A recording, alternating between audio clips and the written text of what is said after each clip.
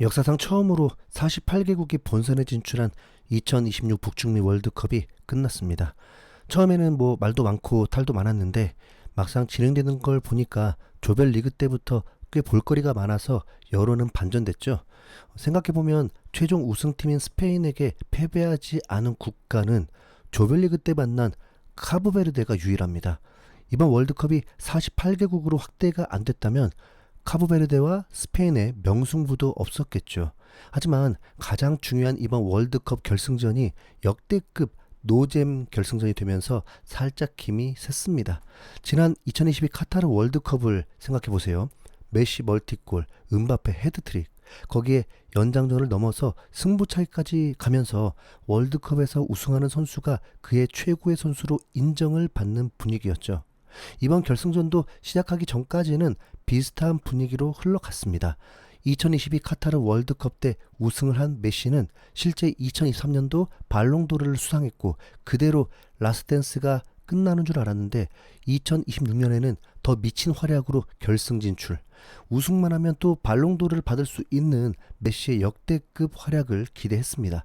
반대편에는 공교롭게도 메시의 후계자 격인 스페인의 라민 야말이 있었는데요.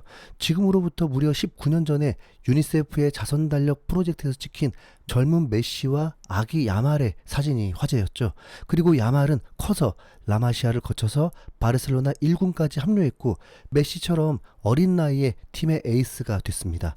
2023년에 UEFA 네이션스 리그 우승, 2024년에 유로 대회 전승 우승, 그리고 이번 2026 월드컵까지 우승하면 야말도 발롱도르가 매우 유력했습니다. 그래서 이번 결승도 지난 월드컵처럼 역대급 재미를 줄 거라고 기대했는데 스페인이 아르헨티나를 가두고 팼지만 더럽게 재미가 없었습니다. 네. 기대했던 메시나 야말의 활약은 전혀 없고 아르헨티나 슈팅 제로, 야말도 전반전 슈팅 1개, 새벽 4시에 일어나서 본 게 후회될 정도로 정말 지루한 결승전이었죠. 그 결과가 참 웃깁니다. 스페인이 최종 우승을 했음에도 불구하고 야말의 발롱도르를 받을 확률이 오히려 내려가기 시작한 겁니다. 스페인에게 패배한 메시는 말할 것도 없이 순식간에 추락하기 시작했죠. 그러면서 갑자기 최종 3위를 한 잉글랜드의 케인이 올라가기 시작합니다. 스페인과 아르헨티나의 결승전이 열리기 직전 메시의 발롱도르 수상 확률은 44.9%로 단독 1위를 달리고 있었습니다. 그 다음이 야말인데 28.5%로 차이가 있었고 3위가 17.9%의 케인, 4위가 2.2%의 음바페. 이건 아무래도 결승전을 치르기 전에 이미 3, 4위전 결과가 나왔다 보니까 케인이 음바페보다 높아진 상태였습니다. 그래서 메시가 월드컵 우승만 하면, 아니 패배했더라도 멀티골 활약을 했더라면 지금보다는 훨씬 높았을지 모릅니다. 근데 아르헨티나가 말 그대로 스페인에게 그냥 완전히 발려버리는 바람에 지금 시점에서 메시는 4위까지 추락했죠. 현재 기준 갑자기 해리케인이 38%까지 치고 올라오면서 1등이 됐고 2위가 35%의 야말, 3위가 11% 음바페입니다. 월드컵은 4년에 한 번씩 있는 만큼 아무래도 우승했을 때의 임팩트가 큰데요. 재밌게도 이번 발롱도르 후보 순위를 보면 우승한 스페인 선수가 1위가 아닙니다. 일단 2위를 하고 있는 야말은 이번 월드컵 활약이 생각보다 너무 저조했죠. 물론 핑계는 있습니다. 지난 4월에 햄스트링 부상을 당한 이후에 완치되기 전에 월드컵에 출전한 거라서 100% 컨디션은 아니었기 때문입니다. 그래서 소속팀 바르셀로나에서 압도적으로 리그 우승을 했다는 업적이 있고 이번 시즌에 라리가 올해의 선수에 뽑히면서 시즌의 한 80%는 잘 소화했습니다.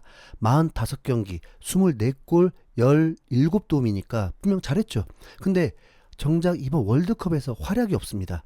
4대0 대승을 거뒀던 조별리그 사우디전 때 한 골 넣은 거 말고는 어시스트도 없다 보니까 발롱도르 1위 후보라고 하기 민망합니다. 차라리 월드컵 활약만 보면 스페인의 중심을 단단히 잡아준 로드리가 더 확률이 높을 것 같은데요. 로드리는 야말보다 더 일찍 다쳐서 시즌 전반기를 거의 통째로 날렸습니다. 소속팀인 맨시티 역시 로드리의 빈자리를 제대로 느꼈는지 FA컵에서만 우승했을 뿐 리그와 챔스 모두 놓쳤죠. 월드컵 내내 로드리가 맹활약을 한 건 맞기에 최종 골든볼을 받긴 했지만 월드컵만으로 발롱도르를 주기엔 시즌 활약이 너무 없었습니다. 음바페도 로드리와 비슷하긴 합니다. 아니, 시즌 동안 소속팀에서의 활약은 음바페가 훨씬 뛰어나긴 했죠. 챔피언스리그에서 우승은 못했지만 15골을 몰아치면서 득점왕을 수상했고 챔스 통산 60골 고지를 돌파했습니다. 이번 월드컵에서도 3, 4위전 멀티골로 최종 10골을 넣어서 골든부트를 받았고 통산 22골로 메시조차 넘었습니다. 근데 올 시즌 우승이 하나도 없습니다. 리그에서도 2위, 코파 델레이는 16강 탈락, 챔스는 8강 탈락으로 무관이었죠. 그래서 이번 월드컵 우승이 중요했는데 이것도 뭐 최종 4위니까 물 건너갔습니다. 메시는 솔직히 월드컵이 다였습니다. 왜냐하면 리그 자체가 MLS라서 이걸로는 경쟁자들과 비교가 안 됩니다. 프리미어리그, 분데스리가, 라리가랑 MLS랑 수준 차이가 얼마나 큽니까? 그런데 만 39살이라는 나이에 월드컵에서 미친듯이 활약을 해버리니까 이 마지막 월드컵에서 우승을 하면 발롱도르를 줄 수 있는 명분이 됐던 거죠. 근데 우승 실패하는 순간 클럽 성적으로는 비교도 안 되게 떨어지고 결승전에서 득점도 못하고 마무리했기에 순위가 쭉 추락한 게 당연합니다. 그러면서 잉글랜드의 해리 케인이 급 1위로 상승하게 된 건데요. 일단 케인의 이번 시즌 성적은 뭐 미쳤습니다. 전 대회를 통틀어서 51경기 61골로 한 시즌 동안 무려 60골을 넘게 터뜨렸죠. 분데스리가에서만 36골로 3년 연속 득점왕, 그리고 유럽 리그 전체 득점왕에게 주는 유러피언 골든슈도 2년 연속 차지했습니다. 이런 케인의 미친 활약에 힘입어서 뮌헨도 분데스리가 우승, 포칼컵 우승을 했고 아쉽게 챔피언스리그는 4강에서 탈락입니다.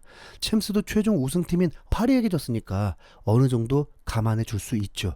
클럽에서의 성적만 보면 케인 2위, 야말 2위, 음바페 3위, 로드리 4위 정도일 것 같습니다. 그런데 월드컵에서 케인이 보여준 모습이 야말보다 훨씬 더 나았습니다. 비록 4강에서 아르헨티나에게 패배하면서 결승 진출이 좌절되긴 했지만 3, 4위전에서 국가적인 라이벌 프랑스를 6대4 대난투 끝에 꺾으면서 어쨌든 마무리가 좋았습니다. 그러면서 이번 월드컵 총 6골로 야말보다 5골이나 더 넣었죠. 월드컵 상위 라운드로 갈수록 집중 견제 때문도 있겠지만 컨디션이 급격히 저하됐을 겁니다. 그러니까 3, 4위전에 아예 출전을 못했죠. 하지만 어쨌든 6골이나 넣었다는 건 잉글랜드의 최종 3위에 큰 기여를 한 겁니다. 그래서 월드컵 활약도 케인이 야말보다 더 좋았다는 의견이 많은 것 같은데요. 이건 고래의 개인적인 의견이 아니라 전 세계 팬들의 배팅 결과를 보고 그 그래프를 통해 말씀드리는 겁니다. 만약에 케인이 이번 월드컵에서 잉글랜드를 우승시켰다면 볼 것도 없이 무조건 케인 발롱도르였습니다. 잉글랜드와 아르헨티나의 경기 직전에 케인의 발롱도르 확률이 47.1%로 가장 높게 올라갔었기 때문입니다. 그런데 무득점으로 아르헨티나한테 지니까 한때는 16.4%로 3위까지 떨어졌죠. 정리해보면 월드컵 우승자인 야말은 막상 월드컵에서 활약이 별로였습니다. 소속팀에서는 잘했지만 부상으로 마지막 한 달에서 한 달 반을 날린 게 좀 그렇죠. 월드컵 개인 성적이 가장 좋은 음바페는 10골로 득점왕을 하긴 했지만 최종 4위로 경쟁자들 중에 순위가 가장 낮고 무엇보다 레알 마드리드라는 빅클럽인데도 올 시즌 무관에 그친 게 치명적입니다.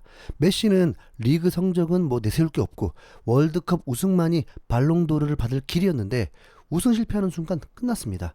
그러다 보니 분데스리가뿐만 아니라 유럽 전체 득점왕이 된 케인, 월드컵에서도 6골 넣고 최종 3위한 케인이 발롱도르 1순위가 됐죠. 생애 첫 발롱도르가 코앞에 다가왔는데요. 자, 여러분은 케인 발롱도르 받을 만하다고 보시나요? 아니면 다른 선수가 받아야 될 것 같으신가요? 좋아요와 댓글로 많은 의견 부탁드립니다. 이상 흰수염 고래였습니다. 감사합니다.